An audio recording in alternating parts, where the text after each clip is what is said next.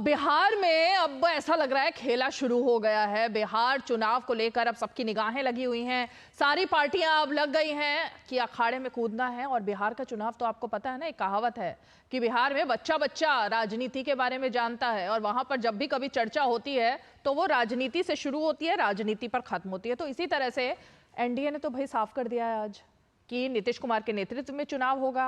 मुख्यमंत्री का चेहरा कौन होगा, नहीं होगा, ये सब बातें भी हो रही हैं। लेकिन दूसरा जो गठबंधन है उसमें अभी तक कुछ समझ नहीं आया है। कांग्रेस पार्टी ने टॉप 45, सीक्रेट टॉप 45 ये लिस्ट बना दी है। तेजस्वी यादव अकेले अपने दम पर बात कर रहे हैं। तो इधर तो सब कुछ ठीक है, लेकिन उधर क्या है, किसका चेहरा, किसका नेतृत्व, कितनी सीटें। चलिए आज इसी पर चर्चा करते हैं। खास मेहमान हमारे साथ जुड़ गए, मैं परिचय करा देती हूँ खास मेहमानों का। हमारे साथ बीजेपी का पक्ष रखने के लिए गुरु प्रकाश पासवान मौजूद हैं, जो कि प्रवक्ता हैं भारतीय जनता पार्टी के। हमारे साथ सैयद जवाद मौजूद हैं, जो कि राजनीतिक विश्लेषक और कांग्रेस पार्टी के समर्थक हैं। स्टूडियो में हमारे साथ संजय राणा मौजूद हैं। लेकिन मैं जरा शुरुआत एक बारी सैयद जवाद आप ही से करती हूँ। सैयद जवाद का शायद फ्रीज हो गया है फ्रेम। गुरु प्रकाश पासवान जी, ये बात अब आज एनडीए की तरफ से साफ कर दी गई, खासकर बीजेपी की तरफ से, कि नीतीश कुमार का नेतृत्व होगा, नीतीश कुमार का ही चेहरा होगा। तो ये पूरी तरह क्लियर है?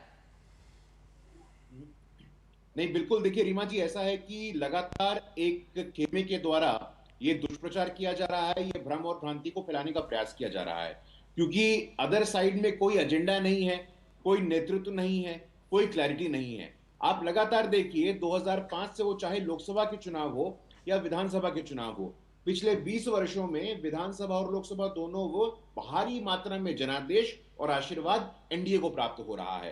अभी 4 सीटों में बाइपोल के चुनाव हुए थे रीमा जी, उन चारों की चारों सीटों में एनडीए के उम्मीदवार भारी मतों से जीत के आए थे। वहीं दूसरी तरफ क्या है, दूसरी तरफ जो तथाकथित इंडिया अलायंस है, नीतीश कुमार जी को लेकर के जो इतनी एंग्जाइटी है, नीतीश कुमार जी को जो लेकर कितनी हताशा है, उसको समझने की आवश्यकता है। लगातार इंडी गठबंधन के जो सूत्रधार थे, इंडी गठबंधन जिन्होंने बनाया था, वो खुद इंडी गठबंधन को छोड़ करके हमारे साथ आ गए थे। इसीलिए कोई क्लैरिटी नहीं है, कोई एजेंडा नहीं है, कोई नेतृत्व नहीं है। हाँ। पुनः जंगल राज के पोषकों के पास बिहार नहीं जाने वाला है। बिहार की 14 करोड़ जनता का विश्वास नीतीश कुमार जी पे है, भारतीय जनता पार्टी पे है, जनता दल यूनाइटेड पे है। लालू जी और उनके परिवार की सुनवाई कोर्ट में हुई है लैंड फॉर जॉब स्कैम में। तो कभी लैंड फॉर जॉब स्कैम हो, कभी फॉर्डर स्कैम हो, लगातार स्कैम में रहने वाली पॉलिटिकल पार्टी आज भ्रम और भ्रांति का सहारा ले रही है। हमें समझने की आवश्यकता है, जिस प्रकार पिछले 20 वर्षों में बिहार की जनता का आशीर्वाद जनादेश में प्राप्त हुआ है, आगामी अक्टूबर के विधानसभा चुनावों में भी हम आश्वस्त हैं, हम आशान्वित हैं कि बीजेपी एनडीए का शासन होगा, सरकार आएगी और नीतीश कुमार जी पुनः मुख्यमंत्री होने वाले हैं। सैयद जवाद, जंगल राज दोबारा नहीं चाहिए जनता को, किसी को भी नहीं चाहिए। दिल्ली में भी देखिए बहुत सारा एक एजेंडा चलाने की कोशिश हुई, फेल हो गया, जनता ने ठुकरा दिया। अब सुशासन बाबू और सुशासन की सरकार वही चाहिए ना। इसीलिए आप लोग डिरेल हो चुके हैं क्या पूरी तरह से? समझ नहीं आ रहा करना क्या है। रीमा जी, बहुत बहुत धन्यवाद आपको और आपके सभी दर्शकों को मेरा जय हिंद, जय संविधान। बात का आगाज एक शेर से करता हूं कि तू इधर उधर की ना बात कर, ये बता कि काफिला क्यों लुटा। मुझे राहजनों से गिला नहीं, तेरी रहबरी का सवाल है। देखिए, ठग्स ऑफ बिहार, जितने एनडीए गठबंधन के अंदर लोग हैं, मैं उनको ठग्स ऑफ बिहार इसलिए कहता हूं कि जिस हिसाब से लगातार भारतीय जनता पार्टी और एनडीए ने मिल करके बिहार को ठगा है, और आदरणीय प्रधानमंत्री जी तो वहां जाकर के घोषणा करके आते हैं, स्पेशल पैकेज देने की बात करते हैं, कितना चाहिए, पटना यूनिवर्सिटी को सेंट्रल यूनिवर्सिटी बनाने की बात कहते हैं, फिर जो है विशेष पैकेज की बात करते हैं।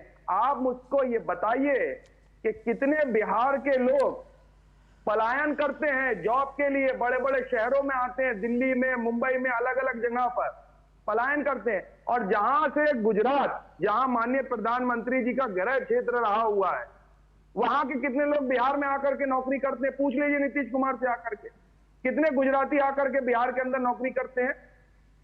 बिहार के बच्चों के हाथ में छेनी हथौड़ा पकड़ाएंगे साहब। और गुजरात के व्यापारियों के लिए आदरणीय प्रधानमंत्री जी का दिल मचलता है।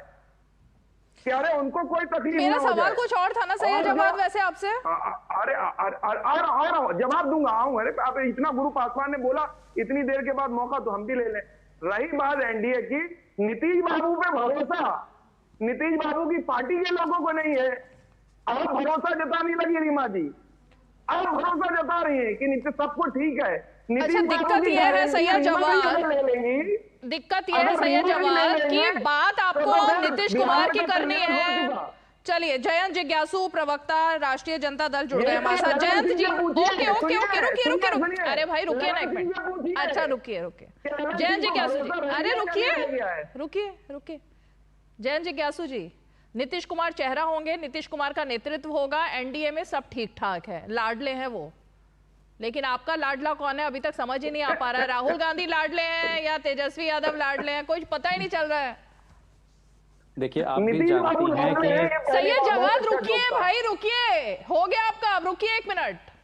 हाँ, नीतीश कुमार जी नरेंद्र मोदी जी से 24 वर्ष सीनियर हैं चुनावी राजनीति में, और बावजूद इसके अगर नीतीश कुमार जी को सूगा, मैना, तोता, लड्डू पेड़ा की तरह, नूनू बाऊ की तरह लाडला कह रहे हैं प्रधानमंत्री जी, और जदयू के साथी इस बात को लेकर अगर बहुत खुश हैं, ये खुशी और ये उपाधि उनको मुबारक हो। हमारा तो इतना कहना है कि गठबंधन हमेशा सखा भाव के साथ चलता है, और चूंकि एकनाथ शिंदे का उदाहरण हम लोगों के सामने है, उनके नेतृत्व में ही चुनाव लड़ा गया, लेकिन मुख्यमंत्री को लेकर आज ही दिलीप जायसवाल जी का बयान आया है ना कि पार्लियामेंट्री बोर्ड तय करेगा। हम लोग तो अब तक यही सुनते आए हैं संसदीय राजनीति में कि विधायक दल का नेता तय करता है कि कौन मुख्यमंत्री होगा। गठबंधन का कोई घटक दल का पार्लियामेंट्री बोर्ड कैसे तय कर सकता है इस बात को? तो ये तो एक विचित्र विरोधाभास खुल के सामने आ गया है। और इसीलिए उनके सुपुत्र ने भी कहा, निशांत जी ने, कि उनको मुख्यमंत्री का चेहरा घोषित करना चाहिए 5 साल तक, और वो ठीक है। इस पर रिएक्शन ले लेते हैं गुरु प्रकाश पासवान जी का, उसके बाद संजय राणा। गुरु प्रकाश जी, ये पार्लियामेंट्री बोर्ड डिसाइड करेगा, उनका कहना है भाई एनडीए का पार्लियामेंट्री बोर्ड कब से डिसाइड करने लगा है सीएम का चेहरा? नहीं, देखिए बीजेपी का पार्लियामेंट्री बोर्ड। हाँ ठीक। प्रश्न मुझसे रीमा जी? हाँ, आप ही से जवाब। देखिए, बिहार के 14 करोड़ लोग पिछले 20 वर्षों से तय कर रहे हैं।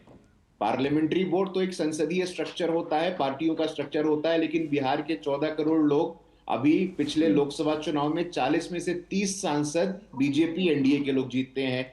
2020 में हम सिंगल लार्जेस्ट पार्टी बन के उभरते हैं।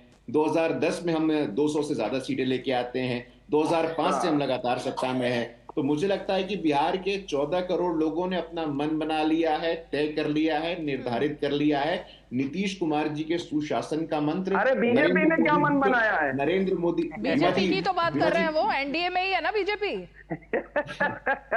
एनडीए में है बीजेपी, महागठबंधन में नहीं है, एनडीए में है बीजेपी। अरे एनडीए में है, रुकिए। अच्छा लगा। अगर मेरी बारी मैं पूरा कर लूं क्या? एक बार और, वंस मोर।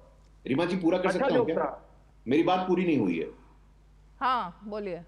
अभी लगातार 20 वर्षों से एनडीए आप चाहे जितना भी राग अलापिए, नीतीश कुमार जी का सुशासन और मोदी जी के विकास का मॉडल, बिहार के 14 करोड़ लोगों की आस्था और आशीर्वाद हमें प्राप्त है। कहीं भी जाने की जरूरत नहीं है। लगातार भ्रमित करने का प्रयास किया जा रहा है, लगातार बरगलाने का प्रयास किया जा रहा है, लेकिन जंगल राज की पार्टी, अपराध की पार्टी, भ्रष्टाचार की पार्टी को बिहार की जनता ने बाहर का दरवाजा दिखाया है। और इस बार भी बिहार का मन मस्तिष्क स्पष्ट है, बिहार की जनता का मन स्पष्ट है। बिहार के लोगों ने अपना मन बना लिया है। एनडीए की सरकार और नीतीश जी का मुख्यमंत्री। संजय राणा जी, 2 स्टेटमेंट आ जाए। तेजस्वी यादव ने कहा ये तो खटारा गाड़ी है जो पटरी से उतर चुकी है, खराब हो चुकी है। 20 साल तक इस गाड़ी को बहुत चला लिया जनता ने, अब नहीं चलने वाली है। तो 20 साल एक लंबा समय होता है ना। एंटी इनकम्बेंसी भी होती है, फिर नीतीश कुमार के बारे में उनकी एज की बात की जा रही है। ऑपोजिशन एक नैरेटिव बना रहा है लगातार। देखिए रीमा जी, गुड इवनिंग में फैलो पर। देखिए, ऐसा विपक्ष तो नैरेटिव बना रहेगा, और विपक्ष तो चाहता है कि बिहार हमेशा लालटेन युग में रहे, हमेशा अंधेरे में छाया रहे, हमेशा में अंधेरे में खोया रहे। देखिए, जहां तक बात हो रही थी विकास की, तो ये आरजेडी वालों को 90 से लेकर 2006 तक का देख लेना चाहिए। दशमलव में घिसक के जीडीपी चल रही थी, घसक के। और 2005 में 8,000 रुपया प्रति व्यक्ति आए थी, आज बढ़ करके 79,000 हो गया है। तो आपको ये भी देखना पड़ेगा विकास किसके राज में हुआ है। देखिए, परसेप्शन कुछ भी बनाए, सबको पता है किसके राज में क्या हुआ है। तीसरी सबसे fastest economic growing economy Bihar के समय किसके राज में बनी? एनडीए और नीतीश बाबू के राज में बनी है, बीजेपी शासित राज्य में बनी है। लेकिन किसके, उनके राज्य में बनी? कभी नहीं। वहां से पलायन। हमारे एक मित्र ने अरे सुन लो भैया, काहे व्याकुल होते हो? अरे गुजरात, अरे काहे व्याकुल होते हो? जवाहर जी आज आप बीच बीच में क्यों बोल रहे हैं? क्या हो समस्या गया? भी हथौड़े पे आएंगे, भी समस्या है। ये बोले आप ही के दोस्त है संजय राणा भी, अब बीच में नहीं बोलना चाहिए। हथौड़ा और छेनी लेकर के, हथौड़ा और छेनी से बिल्डिंग का निर्माण होता है और देश का निर्माण होता है। लालटेन से अंधेरा दूर नहीं होता। प्रकाश लाने के लिए कहीं ना कहीं आपको हैलोजन लाइट और बल्ब जलाना पड़ेगा, और उस युग से कहीं ना कहीं बिहार बाहर आ चुका है और उस युग में नहीं जाना चाहता है। पलायन की बात कर रहे हैं लोग, पलायन तो छोड़ दीजिए, वो छोटी बात है। अपना नाम सरनेम लिखना भूल गए थे। बिहार का वो हाल कर दिया था कि सिर्फ आपका, किसने किया था हाल? अरे लालू प्रसाद यादव और राबड़ी देवी की सरकार ने किया था। ठीक है। आपको पता है वहां पे लोग सरनेम नहीं लिख सकते थे, शादी होती थी तो शोरूम से कारें उठा के ले जाते थे। बहन बेटियों के साथ क्या होता था बताने की जरूरत जयंत जी, ग्यासु जी, यही वो बात है जिस युग की बात हो रही है ना बीजेपी एनडीए के कैंपेन में, कि उस युग में कोई बिहारी वापस नहीं जाना चाहता। बिहार के लोग त्रस्त थे उस वक्त, उसकी याद दिलाई जा रही है उस युग की। जिज्ञासु जी, हमारे कार्यकाल की जो उपलब्धियां हैं वो लोग जानते हैं और देश दुनिया में उसको लेकर कभी भी हम लोग मैं बता रहा हूं ना। हाँ, मैं बता रहा हूं ना। हाँ, कि हमारे कार्यकाल में 7 विश्वविद्यालय खुले। फिर केंद्र में जब हमको काम करने का मौका मिला तो 3 केंद्रीय विश्वविद्यालय बिहार को दिए हमने, मोतिहारी में, गया में और अंतर्राष्ट्रीय नालंदा विश्वविद्यालय, और एक एएमयू का परिसर किशनगंज में। जरा बताएं कि नहीं, लॉ एंड ऑर्डर तो बताइए, था खराब या नहीं था? जंगल राज का नाम क्यों दिया गया था? उसी पर तो बीजेपी पूरा कैंपेन चला रही है। कमाल की बात है, अपहरण के मामले लगातार बढ़े हैं बिहार में। ये क्या मेरा डेटा है कि 2018 में बिहार में 9,935 अपहरण के मामले दर्ज हुए एक वर्ष में।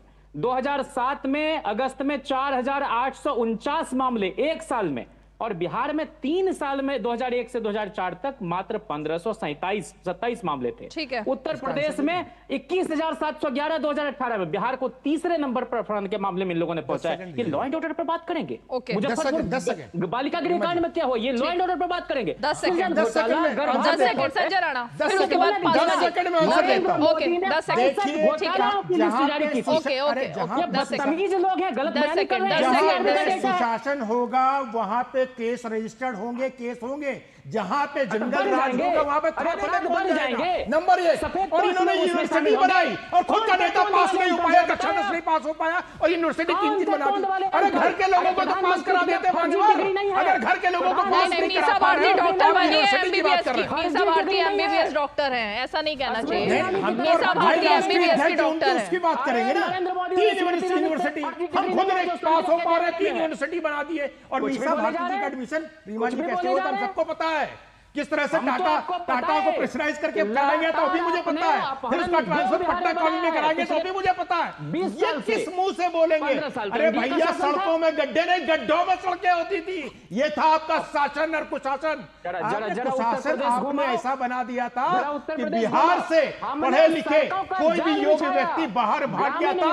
वो पलायन आज तक रुका नहीं है, लोग वापस नहीं आना चाहते हैं। और 10 साल लगा था नीतीश बाबू को परसेप्शन चेंज करने में। बिहार में शासन है, शासन नहीं। 10 साल फैक्ट्स पर बात होनी चाहिए। जिज्ञासु जी, ये तो फैक्ट्स है ना, फैक्ट्स पर बात होनी चाहिए। पासवान जी 10 सेकंड में आप जवाब दीजिए, फिर मैं सही जवाब दूंगा। फैक्ट्स पर ही तो उन्होंने काउंटर किया ना आपको, फैक्ट्स पर उन्होंने काउंटर किया आपको फैक्ट्स पर।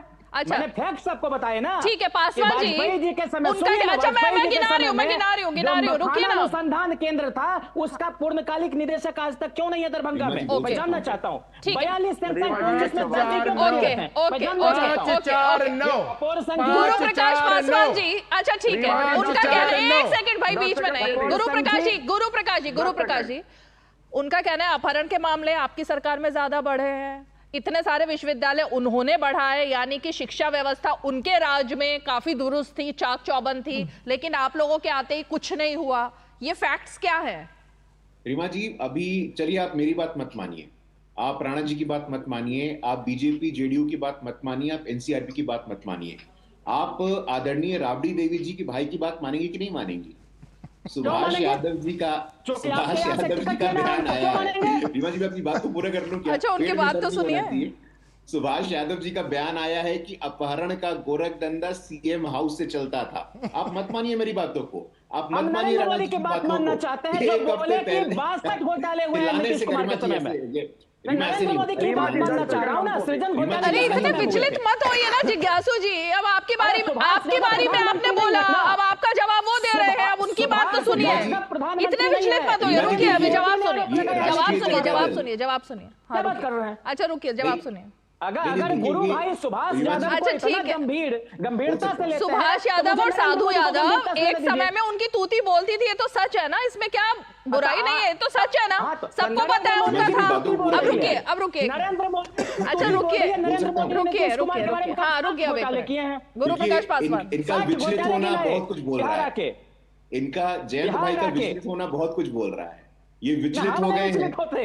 अरे प्रधानमंत्री ने कहा कि नीतीश कुमार घोटालेबाज है, दरवाजे तक को बेच दिया। ऐसे नहीं होता, ऐसे नहीं होता, ऐसे ही होता है। 9 नंबर नरगल थोड़े हम सुनेंगे। 9 नंबर। अच्छा ठीक है, 9 नंबर। रीमा जी बोल सकता हूँ क्या? 9 नंबर मेरे ख्याल से रुकिए, अब रुकिए पासवान जी, आप भी रुकिए। सही है जवाब, लाडला कौन है? एक लाइन में जवाब चाहिए मुझे, बस खत्म करते करते। लाडला कौन है आपका? तेजस्वी यादव लाडला है, राहुल गांधी लाडला है, अभी तक लाडला कौन है तय नहीं हो पाया है। सुभाष यादव लाडले हैं। सुनिए रीमा जी, जवाब सुनिएगा। हाँ बोलिए जवाब सुनिएगा। ये बात सुभाष यादव इनके बहुत फेवरेट हैं। सुभाष यादव योगी जी बहुत नाराज है, स्वीकार करिए ये बात सुनकर के। अच्छा सुभाष यादव इनके लाडले रीमा जी, गुरु भाई लाडलो से याद आया, अपहरण का गोरखधंधा नहीं हो पा रहा है। लाडला कौन है? लाडला एक नाम नहीं बता पा रहे हो आप। सही है जवाब, लाडला कौन है? आप फुटेज लिए जा रहे हो इतनी देर से। अरे हम भेद नहीं करते, हमारे लिए सब लाडले हैं। बिहार की जनता का हर एक नागरिक लाडला है हमारे लिए, नागरिक स्पेशल नहीं है। अब बिहार के तो नेता कोई नहीं है आपके पास, मतलब आप नागरिक को लेकर उनके चेहरे पर। हमारे लिए पूरा बिहार लाडला है, पूरा देश लाडला है। अब देखिए इसी बात पर योगी जी नाराज हो गए। अच्छा सुनिए 10 सेकंड रीमा जी, और 10 सेकंड। देखिए लाडले तो हो गए नीतीश जी, अब उन्होंने जातीय जनगणना का समर्थन भी। अरे कहां से कहां पहुंच गए, मैं क्या पूछ रही हूँ, आप कहां पहुंच रहे हैं। चलिए बहुत बहुत शुक्रिया, आप सभी खास मेहमान हमारे साथ 5 की पंचायत में जुड़े, और वक्त की बाधा थी, वरना अब तो बिहार पर चर्चा क्योंकि शुरू हो ही चुकी है। मुझे लगता है कि आने वाले दिनों में बिहार का मामला ही अब आगे बढ़ेगा और लगातार रोज ऐसी गर्मा गर्म चर्चा आपको देखने को मिलेगी। फिलहाल 5 की पंचायत में आज इतना ही। सोमवार को फिर होगी मुलाकात, तब तक के लिए हमें दीजिए इजाजत। नमस्कार।